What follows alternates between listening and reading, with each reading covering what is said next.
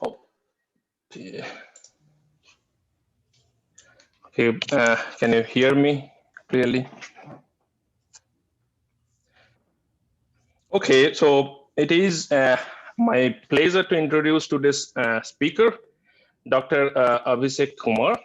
So Abhishek is a scientist at Merrill Biological Institute or Laboratory at Utsal. He joined there in 2019.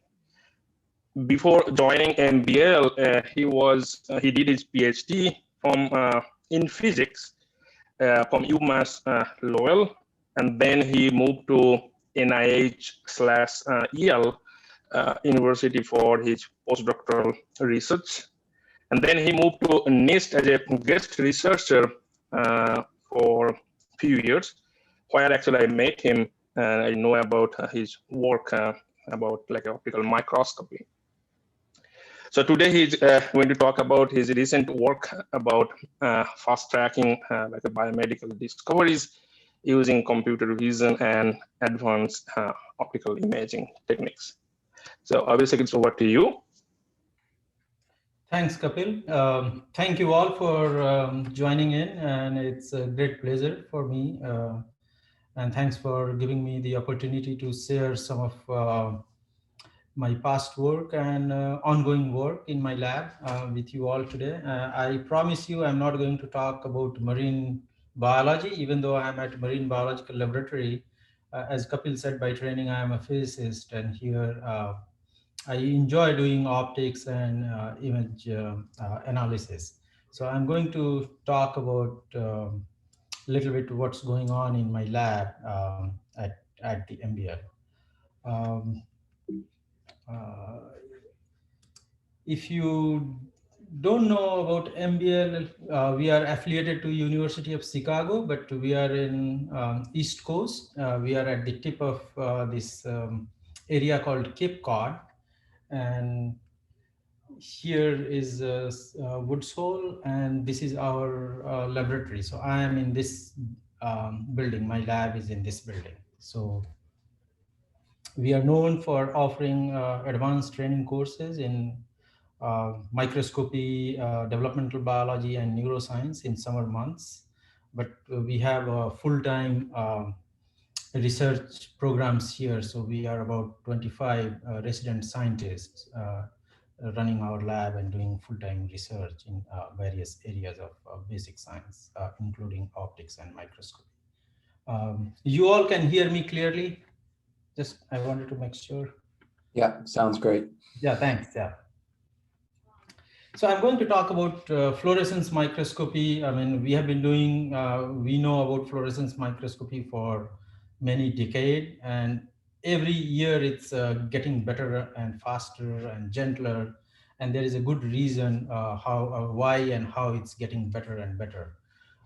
So just to refresh your undergrad optics, basically when we talk about fluorescence microscopy, first thing which jumps in our mind is wide field microscope, where you illuminate your sample with some light, and that light interacts with some specific protein, dye, or chromophore we have in our sample, and those proteins or dyes, they emit at longer wavelength. So basically it's a fluorescence. I'm going to talk about all fluorescence based imaging, and we collect those photons, and based on that we get information, 3D information about the location of that protein or that dye molecule inside that sample. So what are the challenges and what are the problems? So problem with this type of microscopy, whether we like it or not, we illuminate entire samples. So we are getting photons from everywhere, and a lot of times it's very difficult to reject some unwanted photons. So we get a lot of out of focus light, and that degrades our image quality, because we are interested in high quality 3D, or rather 4D, fourth dimension is time imaging.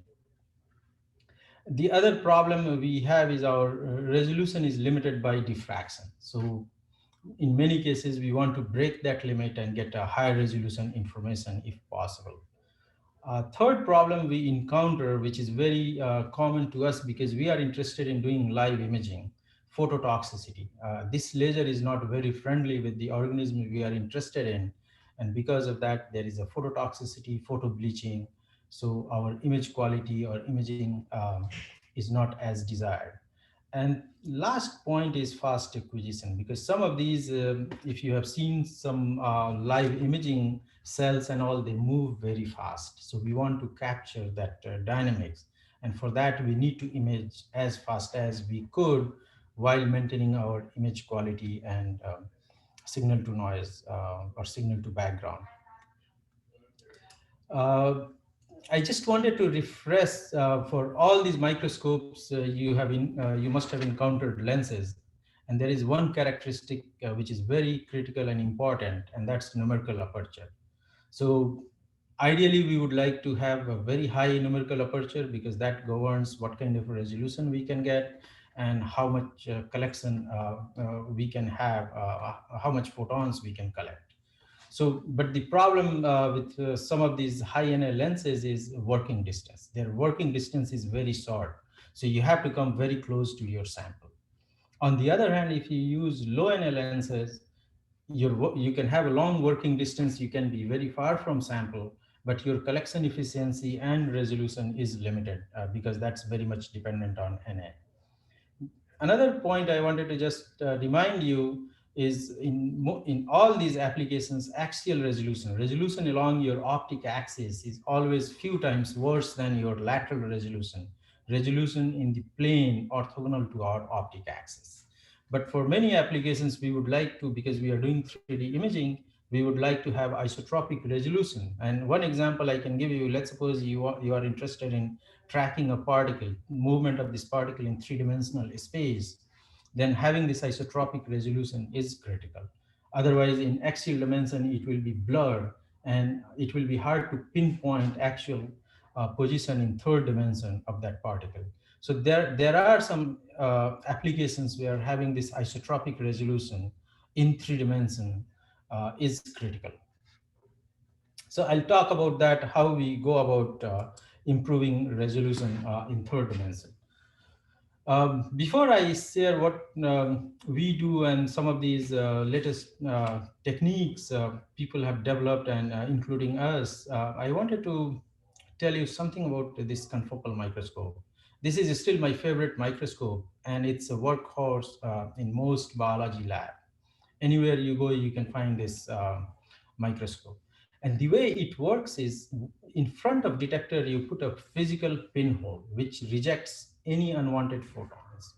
So it works great for rejecting out of focus light, but limitation with this confocal is speed and gentleness, because the way you take a 2D plane, you raster your laser beam step by step in this 2D plane and collect that information, and you basically do the linear superimposition of that information to get a 2D plane. And if you have to take a 3D, then you step up or move your sample, take another plane, and this way you combine that information to get a 3D imaging. And it's very slow. For many applications where we are interested in imaging developmental process of embryos and animals, I mean, this technique is kind of limited because of speed and phototoxicity. Though it's a very good technique, but it's not ideal for us. So the question we ask is, what can we do to make it better or develop something which works for us? So what are the challenges we have?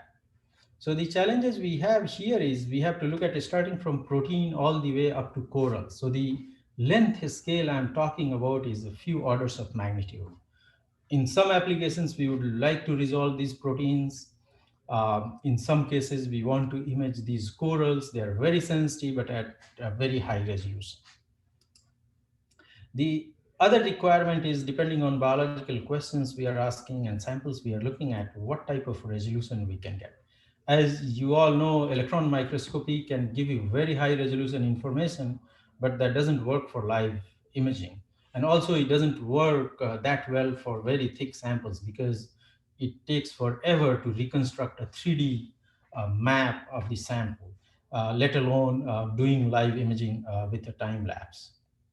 There are some nanoscopy which are developed in last decade or so, and three physicists, they got Nobel Prize for chemistry in 2014. And that works on something called single molecule localization. That works great, and you can get about 20, 30 nanometer resolution. But again, that technique is not very well suited for doing live imaging, even though you can get a very high resolution. And then there are some other modalities in between, including confocal, where you don't get very high resolution, but these modalities allow you to do live imaging.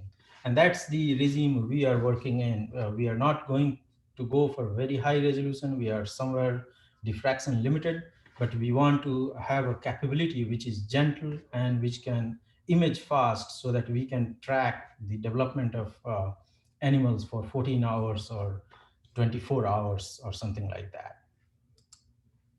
The other thing, because of specific biological questions we are interested in, we are also interested in how fast we can capture that information.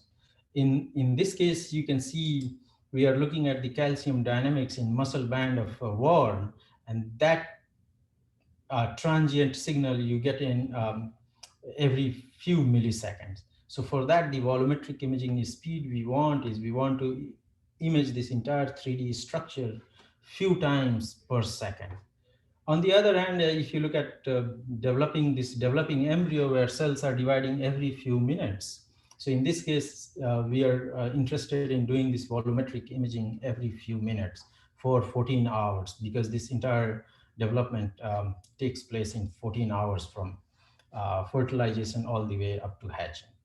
So depending on, again, what type of samples, what type of biological questions we are asking, this imaging speed plays a critical role, and that kind of dictates us what type of modality is ideal for this type of imaging requirements.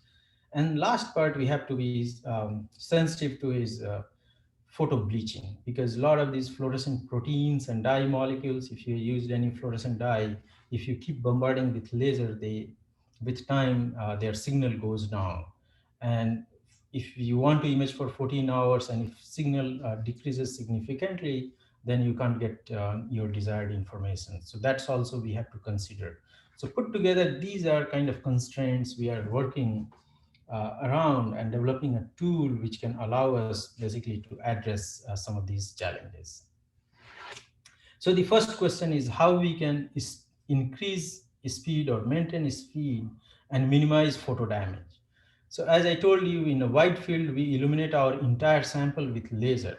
So there is no need to do that, because if we can confine our illumination in a thin sheet like illumination, where we are only illuminating the part of the sample we are collecting information from, then you are not bleaching or you are not photo damaging sample or chromophores in the outside of this illumination region. And that's called selective plane illumination, because you are illuminating your sample like a plane. You are doing this slicing using laser beam.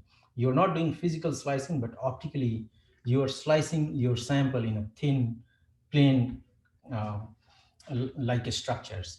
And that maintains your imaging speed, because this entire plane, using 2D detector or camera, like we typically use SCMOS camera in this case, you can capture this entire plane pretty fast. And you are also not damaging your sample that much as you do in a wide field.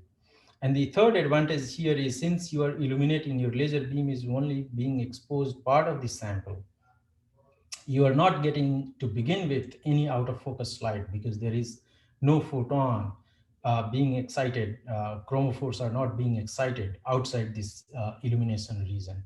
So this technique proves to be very useful, and it has attracted a lot of attention in last one decade, I would say. And this is the way we get the 3D. Either you can move sample through your illumination, or optically you can move illumination through your sample. And that also depends, there are different variants of that. We utilize both approaches depending on sample. And in this schematic, you can see this is your wide field.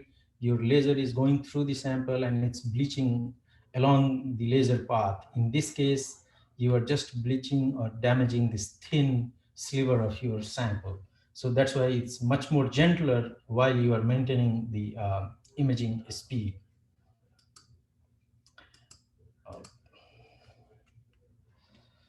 So this is called selective plane illumination or light sheet microscopy. This is a modality. It's very old.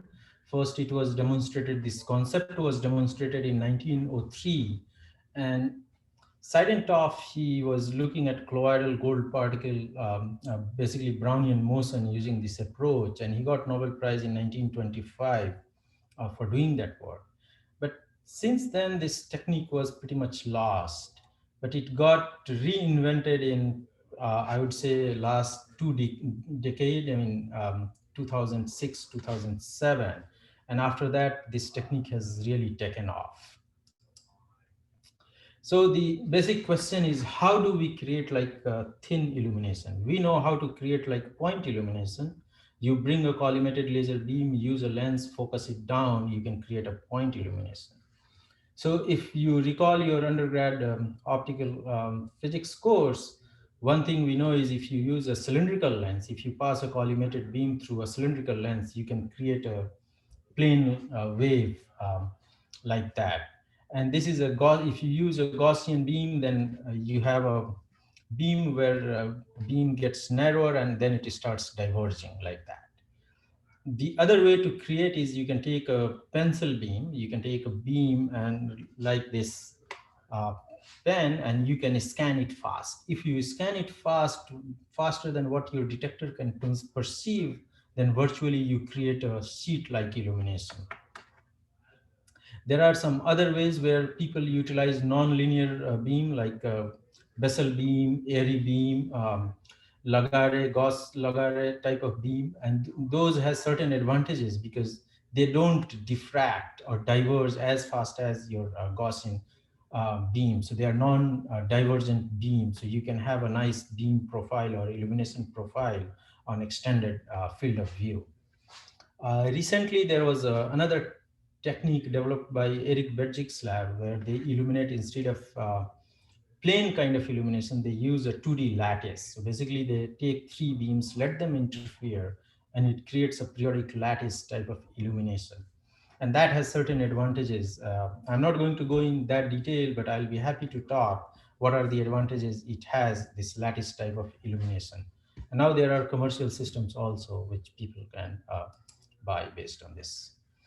So before I discuss what we are doing and we have done, I just wanted to give you a perspective how these light sheet systems or selective plane illumination system works. Basically, you need to have a laser. You need to have a control to do those lasers so that you can select color and on off and those kind of things. Then you need to shape that beam because you need to create this plane-like illumination. So either you can use a cylindrical lens or those kind of arrangement, or you can have a mirror, fast mirror, which can scan this beam fast. And this is your sample. You bring this beam from this side. And then what you want to do is you want to capture this entire plane. So you need another lens arrangement where you can collect this information in orthogonal geometry. And that's what you see in this configuration. You have a lens here, which is collecting information. Then there is a filter, another lens, and you are projecting that information onto a camera, which is a 2D detector. So basically, this arrangement is giving you a speed because you are taking this entire plane at one go. And orthogonal illumination is letting you illuminate your samples selectively. So these are kind of building blocks of this system. Any LSFM system or SPIM system, you can dissect into these components. As I said, this field has really taken off. I mean, this is a rather busy slide, but I just wanted to give you a feel that since, I mean, in last 5-6 years, people have implemented 30 or 35 different variants of this arrangement where you can illuminate from orthogonal direction and take this entire plane at a go. This is the work, in my opinion, which really revolutionized this field and demonstrated the capability of SPIM system. This work is done by Philip Keller when he was with Stelzer's group. And they looked at fly embryos. They imaged it for 24 hours and then, fish embryo, and they demonstrated that this system is very powerful for doing live long-term fast imaging. When Dr. Harish Saraf, he started his lab at the NIH, he wanted to use the similar technique, light sheet technique, but to have a sample prep because he was interested in doing cell biology in a conventional way. Because in previous systems, in Philip Keller's system, you have to mount your sample in a capillary, and basically you move that capillary, and that's problematic for a lot of cell biologists. So what Hari came up with is, he said that we just need two lenses. We put in this geometry or this geometry. How about if we rotate it at 45 degree? So these lenses are still in orthogonal geometry, as you can see in this figure, but your sample mounting could be very conventional. And that allowed him to do a lot of cell biology. So in this case, you are bringing your laser beam illumination from this direction and collecting fluorescence, which is orthogonal to your illumination at 45 degree.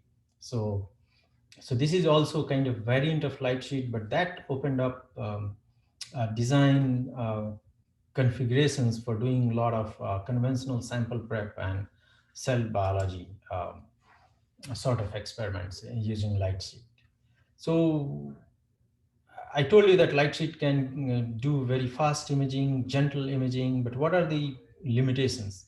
So again, I mean, if you recall your undergrad optics, we know our axial resolution is few times worse than lateral resolution.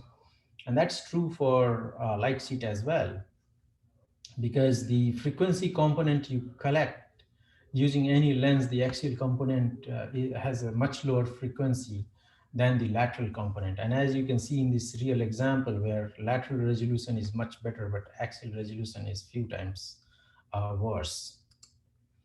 The other problem, as I told you, with the Gaussian beam, because we know that Gaussian beam, it converges and then it starts diverging.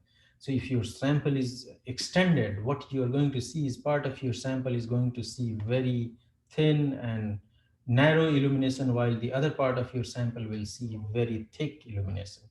And that's a problem because in this region, you get high quality images, very good signal to background. While in this region where your sample is seeing very thick illumination, you get a lot of out of focus light. So what are the solutions? So one solution people came up with is engineer that beam. Basically, don't use Gaussian beam. Use a beam which is non-diffracting. And we know based on our optics, they're Bessel beams, Airy beams, they are non-diffracting beams. So they work fine, but as far as toxicity is concerned, they are not ideal, because if you look at the expression of this Bessel function, you have side lobes. And you can see in this figure also, the central lobe is intense, but there are faint side lobes. And that can still cause a lot of photo damage and phototoxicity.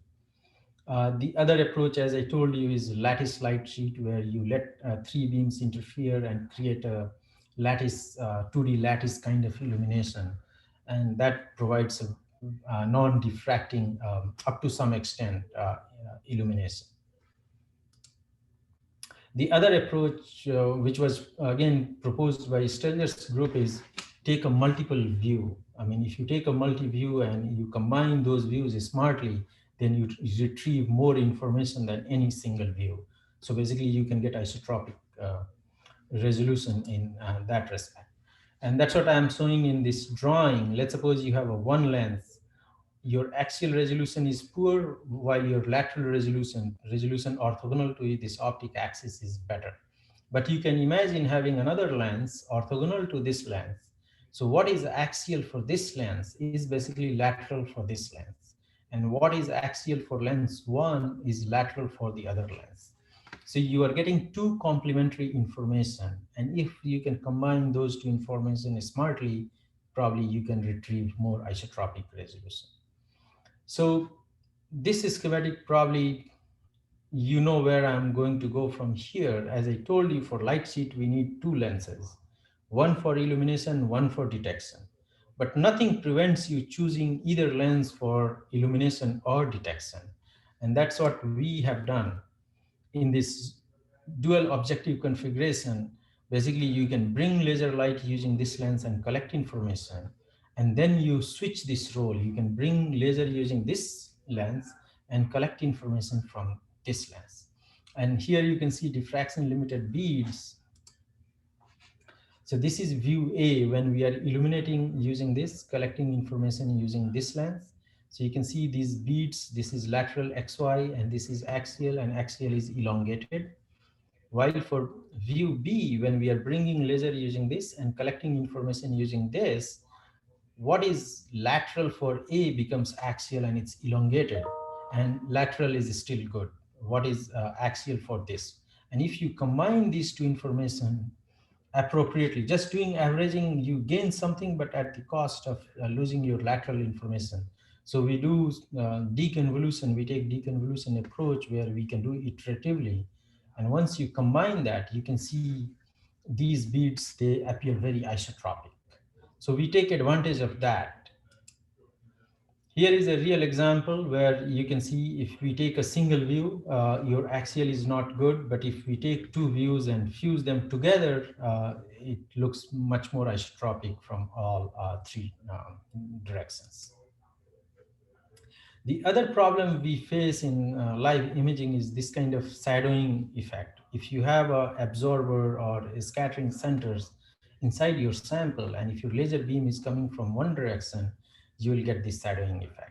So again, dual view or multi-view mitigates this effect. The other way to do is you basically pivot your beam fast so that you can get rid of this shadowing effect. So here is a 3D drawing, and this is the actual system in my lab of this dual view system. And what we did in this case is basically once we demonstrated this concept, we wanted to make it compact so that other people can also use this. And so this was the first generation, this dual view system, where we are using typical physics lab, all the optics on optical table. But in this case, what we did is we took advantage of this MEMS mirror. Now you can buy MEMS, 2-axis MEMS mirror, which is very lightweight. It doesn't have much vibration, but it can steer laser beam pretty fast. You can easily steer laser beam at 1 to 2 kilohertz speed. And this allowed us to miniaturize this entire scanner, what we call it, beam scanner, in this compact form. And the optics is very simple. It takes a fiber input, then there is an iris to adjust the beam width, then there are a bunch of lenses to collimate this beam so that and this is a MEMS mirror which is doing this scanning. And then there another lens which is focusing this beam appropriately. So this very simple optical configuration basically allowed us to go from bulky optical table microscope to a much more compact and miniaturized version of that. Here are some examples, like this is, we have compared this cells.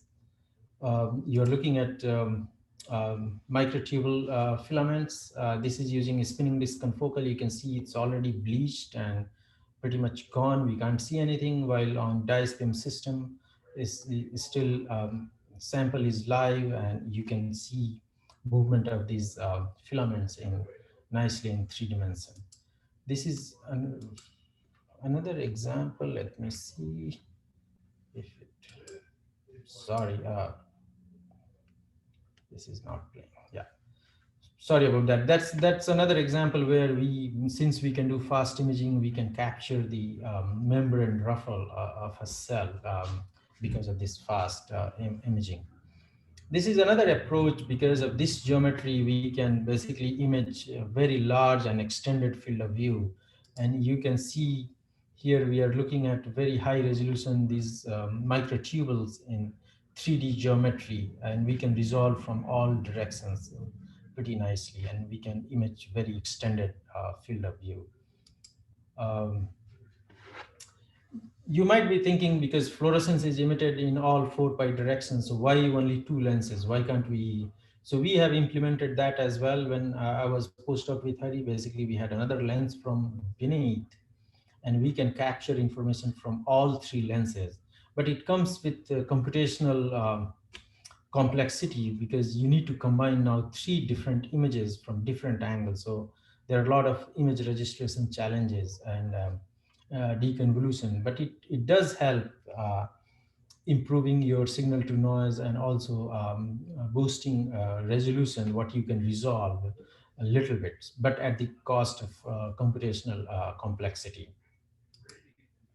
The other thing we have done is we can't, I mean, people have done, but it's very difficult to put 4 lenses in this configuration because of real estate challenges. Because putting 4 lenses, you really need long working distance lenses and all kinds of things, but people have done that. But what we did is we made our samples on a reflective cover slip. And the idea is, when our sample is emitting photons, photons going in this direction are being reflected from this cover slip. And this way we can capture more views. So basically we are capturing 2 real views and 2 virtual. So we are getting 4 views just by using this 2 lens configuration. And this one we showed that if you take advantage of this mirror surface, basically you can collect more photons, and overall your collection efficiency goes significantly up. But again, this comes with this computational complexity, where you need to now register and combine 4 different images. So it's a lot of image processing involved in this. And it kind of slows, all this processing is done post-acquisition, but still it's very involved and uh, intensive. Uh, so so these are different types of light sheet microscopy we have done, and I am doing, basically my lab has developed another light sheet microscope which allows us to image large few millimeter samples, because we are also interested in imaging mouse brain where the sample is much larger.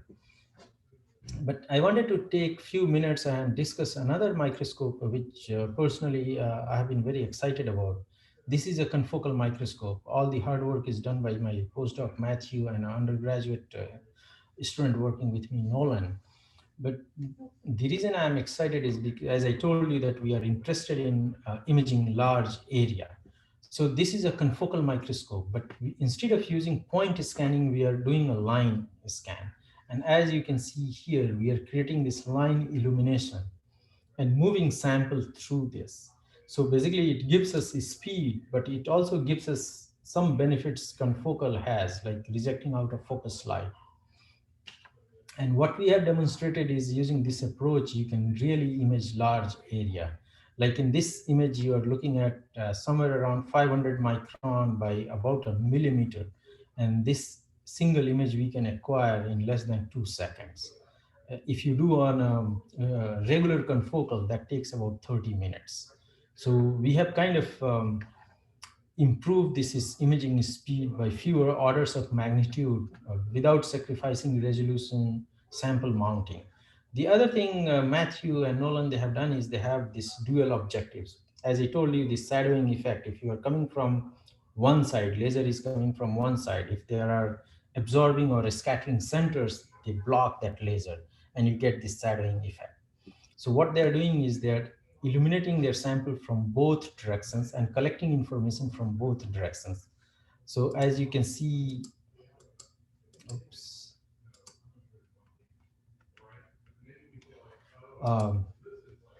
In this drawing, there is a lens here and detector.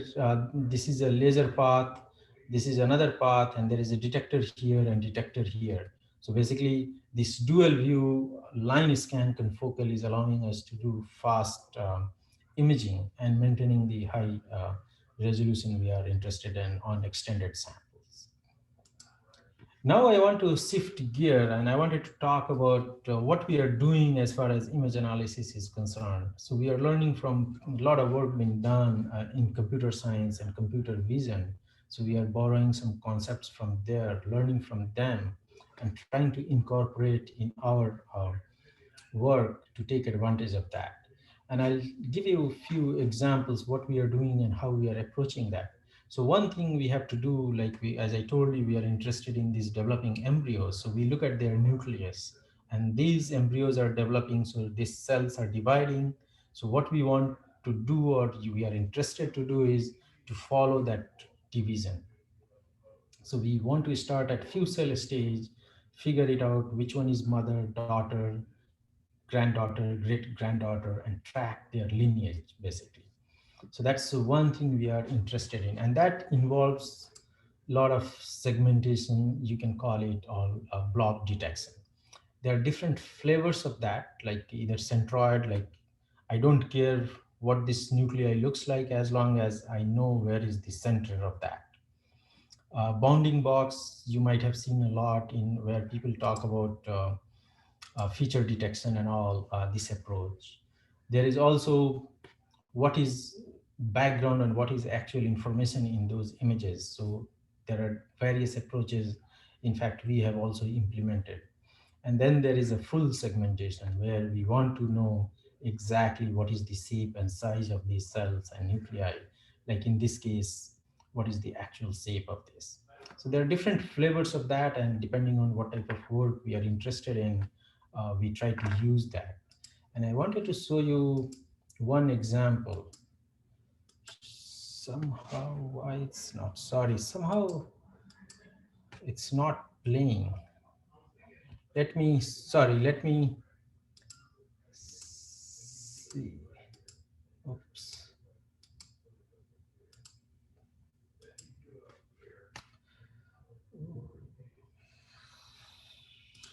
Sorry about that. Let me quickly.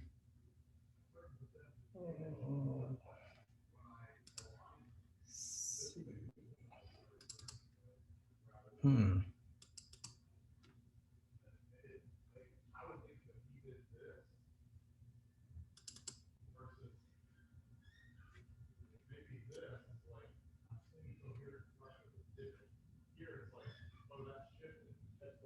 Sorry about that. Let me, because I just wanted to show you that video. I don't know why it's not.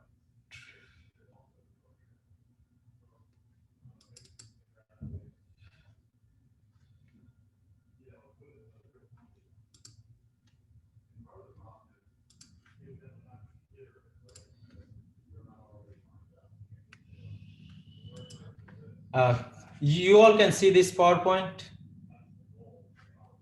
Yes. Okay, so you can see that. So this is actual data we have captured on one of our microscopes. And basically you are looking at this developing embryo. Cells are dividing, moving and all, and we want to track. Basically, we want to lineage that. Basically, we want to develop their family tree.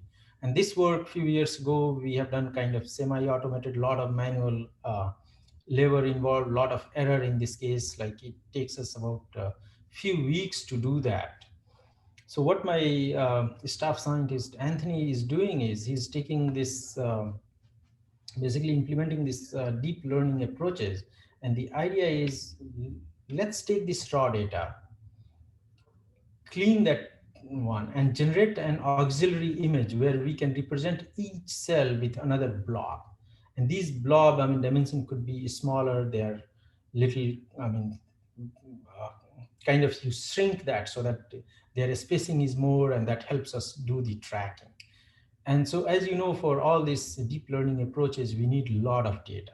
So Anthony has taken a very different approach, and he said, we don't need real data for all the training. So he's generating a synthetic data, and that synthetic data is not just random data. Basically, he's taking a real data, extracting some information from that real data about the size of these nuclei, shape of these nuclei, feeding that to his, basically building up parameters for his synthetic data, generating that synthetic data, and then training his network using that. And this way we can capture a wide range of parameters for training. And then what we do is we feed another raw data, real data, which our network has not seen. And then the network is basically doing, it's here there are a lot of steps involved. Basically, we are doing a lot of denoising, deep blurring, and then we are doing blob detection. So the other thing we also wanted to do, as you can see in this video from the start, as this embryo is developing, nuclei is dividing, shape, complexity, it's changing. So we can't afford to do the parameter tweaking or hyperparameter tweaking for each time point. So we want it to be parameter independent or user independent so that we don't have to tweak that parameter. And so far, we have had a fair amount of success in finding these nuclei and assigning them a unique ID and tracking them with time. The other thing, as I said, we are interested, this is one example, but we are interested in some other embryos as well, where the shape, size, everything is very different, number of nuclei. So that's why this approach is very robust, because we don't have to tweak the parameters. Basically, our approach, our training set or synthetic data can be trained. Again, information can be extracted from raw data. We can train our network, and then we can feed another data set for actual evaluation. The other thing Anthony came up with this idea is, since we don't have room for error, like at any given point, let's suppose our detection efficiency is 95%, but it's not consistent 5%, because at one time point we can get 5 cells wrong, next time point we will get some another 5 cells wrong, next time point another 5 cells. So it kind of accumulates. So we don't have a room for that. So he came up with this ensemble learning approach, which people have used. So basically, any data set, we ask computer to look at few times and generate a histogram, auxiliary histogram. And out of 100 times or 200 times, if computer is saying is yes, there is a nuclei, then we have a higher confidence. And this way we have kind of reduced our detection error. So basically, it's a combination of different aspects with the synthetic data approach is kind of helping us in doing this nuclear segmentation, you can call it, and tracking. So this is one example I just wanted to share, which we are invested a lot of effort, where we can take advantage of deep learning approaches with our image acquisition and microscope capabilities, merge these two to do some of the science we want to do. So let's see, sorry about that. I don't know why those videos are not. So what's a path forward? So path forward, I'm very much also interested in expanding the information space. And one thing I'm personally interested in capturing these molecules, they have orientational information. So we are interested in capturing that information in 3D.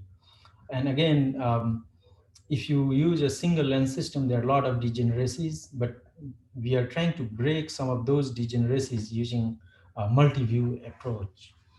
Another approach, which part of this work I had started at my time at NIST, where we have developed this optical splitter, which allows us to basically map the orientation of single molecules by doing division of amplitude approach. And this one we are combining with a variant of a light sheet microscope, so that we can do this sort of measurements, orientation measurement of single molecule in 3 dimensions fast.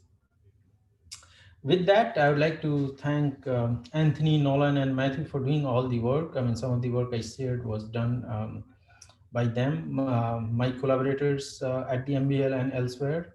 And most importantly, all my funding agencies, my startup fund from MBL, my lab has received some support from HHMI, GRASS Foundation, CGI, Moore Foundation, and also Beckman Foundation. And thank you very much for your attention. I'll be happy to take questions. And sorry again, sorry for that technical glitch. Yeah.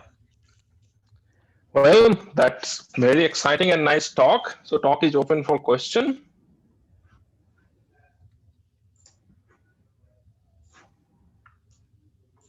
Well, hi. Of course, this is a passion of mine. Is in coral reef restoration, and I'm wondering about the applicability of the instruments for to be field ready. in these applications at the site of restorations. Can you give us an idea of the applicability of these types of? Yeah, that's a very good point. So we are working with two of my colleagues here that are interested in the symbiosis on these corals. Basically, as you know, when corals starts bleaching, there are a lot of cells.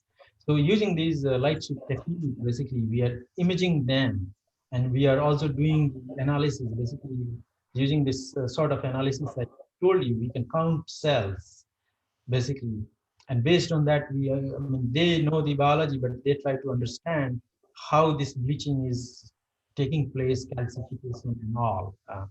So basically, this is allowing us to visualize those processes without perturbing them. That's the, as you know, you work with corals, they are so sensitive.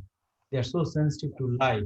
So, but we don't want to perturb that. So this sort of imaging tools are allowing us to do that type of measurements. Timeliness of these cell divisions too is critical because you want to see it in real time in vitro. Yeah. And that's yeah, I'm very impressed by these techniques, and certainly looking. In some way, we are reinventing the wheel in a better way because laser technology is getting better and better, computational capabilities and power is getting better and better, detectors are getting better and better.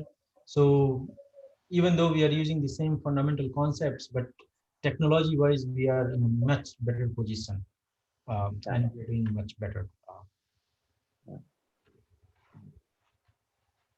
Thank you. Yeah, thanks. Yeah, that's a great question.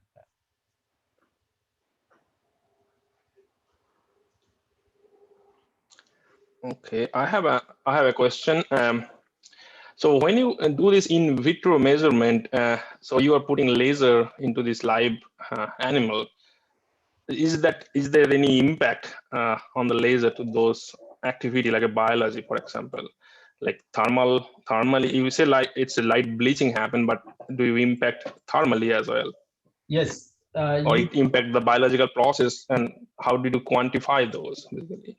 Yeah, so you can see, I mean, a lot of times when you shine laser, some of these animals, they can move backward, like they can start running away from that. They don't like. But just to give you an idea, in this case, most of the experiments, the live experiments we are doing, we are bombarding probably 100 microwatt per centimeter square. So that laser is much, I mean, intensity is much lower. And that is the reason we can do this sort of imaging without perturbing their development. Or in fact, on cells also, you can see if you bombard very high intense laser, they don't migrate or they don't blab in a normal scenario what they would do without that laser. There are some quantification which we do and people also do. One is photo bleaching, one is to look at behavior. The other thing, for some of these embryos, we know how long it takes them to hatch.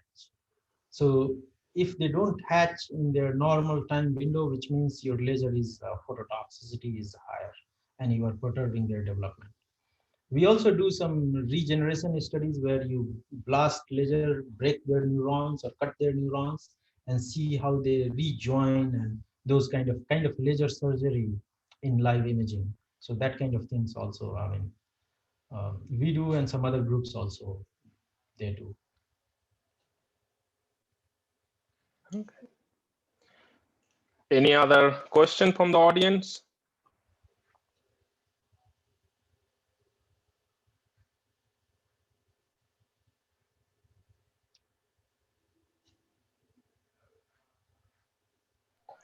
Well, I don't see any question even in the chat as well. So let's.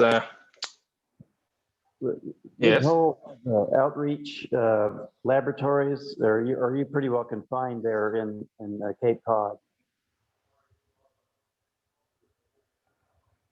Sorry, what was the question?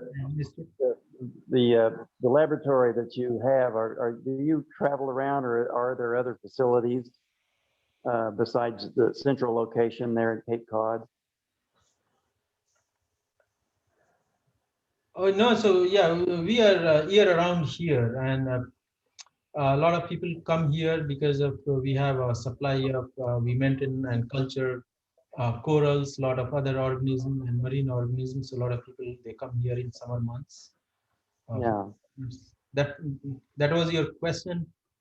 Yeah, so I was just curious as to what parts of the world are coming there and their emphasis on marine biology.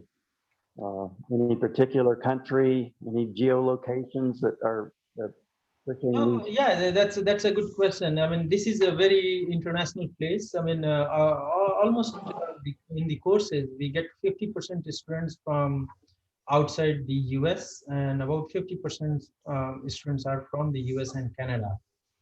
But also we get a lot of scientists come here in summer months from the US, different universities.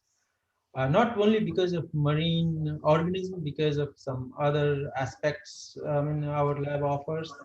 Like it's in under one roof, you get a lot of imaging capability, image analysis, and sample we facilitate a lot of different types of samples. A lot of people come here, and this name is little misleading, even though we are, marine biological laboratory, but we do a lot of other things as well, like cell biology, genomics. So you will see a lot of people, from cell biology. There are a lot of biophysicists here, a lot of physicists, they come here to get access to data and all for doing that kind of biophysics sort of experiments. If I have to summarize in one sentence, I'll say it's a very diverse place, both scientifically as well as geographically, as we get people from all over the world.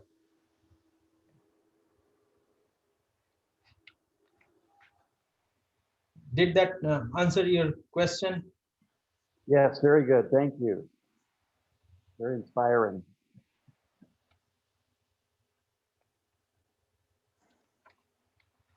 Any other question?